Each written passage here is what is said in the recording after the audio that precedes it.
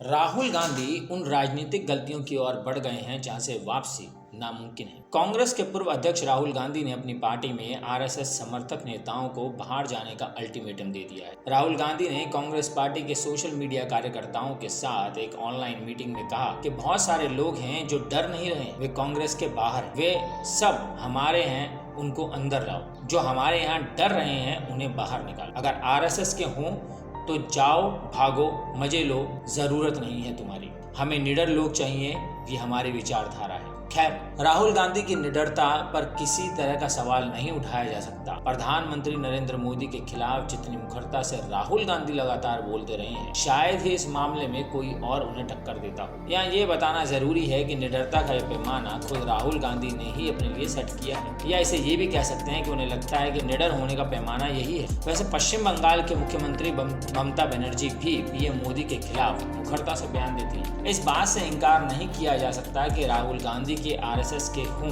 वाले बयान का इशारा सीधे तौर पर मोदी सरकार में कैबिनेट मंत्री बने ज्योतिरादित्य सिंधिया की ओर रहा। तमाम मीडिया रिपोर्ट में दावा किया गया कि राहुल गांधी ने ज्योतिरादित्य सिंधिया का उदाहरण दिया। खैर, राहुल गांधी ने अल्टीमेटम दे दिया तो माना जा सकता है कि जल्द ही कांग्रेस के कई लोगों का पत्ता कट सकता है। लेकिन सबसे अहम सवाल ये है कि राहुल गांधी क्यों समझना नहीं चाहते कि राजनीति में गलतियों यानी कि अंडू नहीं होता है। राहुल गांधी के कई करीबी नेताओं ने हाल ही में कांग्रेस से किनारा कर लिया था। एक बार बहुत आसानी से कही जा सकती है कि इन नेताओं के कांग्रेस छोड़ने की वजह सत्ता लोभ ही है, लेकिन दल बदल के पीछे आरएसएस का डर कहीं से भी नजर नहीं आता है। एक बात ये भी है कि तकरीबन इन सभी नेताओं का सर्जिकल स्ट्राइक, धारा 370, राम मंदिर, राहुल का विदेशी जमीन पर भारत की आलोचना, चीन से जुड़े मामलों पर राय राहुल गांधी से जुदा नहीं है। तो क्या ये मान लिया जाए कि कांग्रेस में रहने के लिए पार्टी के नेताओं को देश से जुड़े मामलों पर भी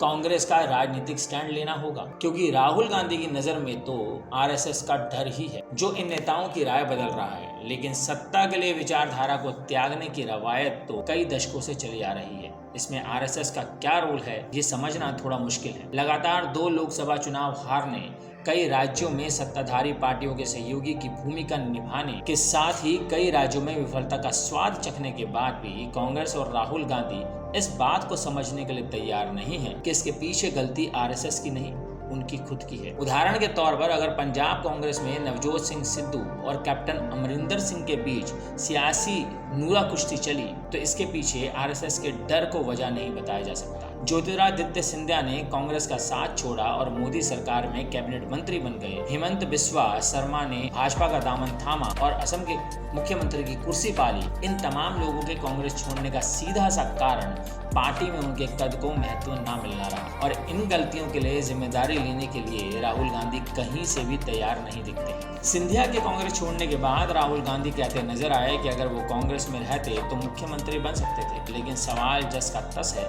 कि जब कांग्रेस में थे तब राहुल को इस बात का ख्याल क्यों नहीं आया। मध्य प्रदेश में विधानसभा चुनाव के दौरान ज्योतिरादित्य सिंधिया कांग्रेस का चेहरा था, लेकिन उस समय सिंधिया को दरकिनार करते हुए पार्टी और गांधी परिवार के पुराने विश्वास पात्र कमलनाथ को गद्दी सौंप दी गई, जिसके कुछ समय के बाद सिंधिया ने भाजपा का झंडा बुलंद किया और कमलनाथ की सरकार ताश के पत्तों की तरह ढह गई। इसी तरह हेमंत बिस्वा शर्मा के मामले में भी राहुल गांधी ने उनसे मुलाकात के दौरान अपने डॉग पिड्डी से ज्यादा रुचि दिखाई। इसका फायदा आज पूर्वोत्तर के सभी राज्यों में भाजपा को मिल रहा है। ताजा उदाहरण पंजाब से पूर्व सीएम अमरिंदर सिंह ने बीजेपी का दामन थामा और आज वो एक राज्य के राज्यपाल हैं। अमरिंदर सिंह सिंधिया और शर्मा को लेकर किए गए गलत फैसले की जिम्मेदारी किसी की भी बने, आरएसएस की तो नहीं बनती। एक बात तो तय मानी जा सकती है कि राहुल गांधी के अंदर बॉर्न टू रूल वाला सिंड्रोम मिटना आसान नहीं। कांग्रेस पार्टी का एक बड़ा नेता ये हमेशा ही भूल जाता है कि राजनीतिक दल किसी अकेले के दम पर नहीं बनते और ना ही चलते हैं। लेकिन राहुल गांधी का यूं कहें कि कांग्रेस को लगता है कि लोगों के जाने से पार्टी को कोई फर्क नहीं पड़ेगा, लेकिन शरद पवार, ममता बनर्जी, जगन मोहन रेड्डी जैसे तमाम नाम सामने हैं जो कांग्रेस से अलग होकर आज संबंधित राज्यों में कांग्रेस से बड़ा दल बन चुके हैं। राहुल गांधी का आरएसएस वाला बयान और विदेश में दिए गए बयानों से फिर से वही गलती दोहराने का इशारा नजर आ रहा है। माना जा सकता है कि राहुल गांधी के कांग्रेस से बाहर जाने का रास्ता दिखाने वाले बयान के निशाने पर सबसे पहले G23 नेता ही हूँ। राहुल गांधी से असहमति जताने का दंड उन्हें देर सवेर मिलना ही है। कहीं पढ़ा था कि अगर आपसे कोई गलती हो जाए तो 2 मिनट आंखें बंद करो और ये सोचो कि इस गलती की जिम्मेदारी किस पर डाली जा सकती है। ऐसा लग रहा है कि राहुल गांधी ने भी शायद ये लाइनें पढ़ ली, तभी पार्टी के अंदर अपने विरोधियों को ठिकाने लगाने और इसकी जिम्मेदारी से बचने के लिए उन्होंने एस्केप वेलोसिटी वाला फॉर्मूला की तर्ज पर नया RSS वाला एस्केप प्लान बना लिया है। पहले की गई गलतियों से सीख ना लेते हुए राहुल गांधी उन्हें फिर से दोहराने जा रहे हैं, लेकिन राहुल गांधी को समझना होगा कि राजनीति में गलतियां अंडू नहीं होती। सिंधिया और शर्मा, अमरिंदर सिंह के उदाहरण उनके सामने हैं।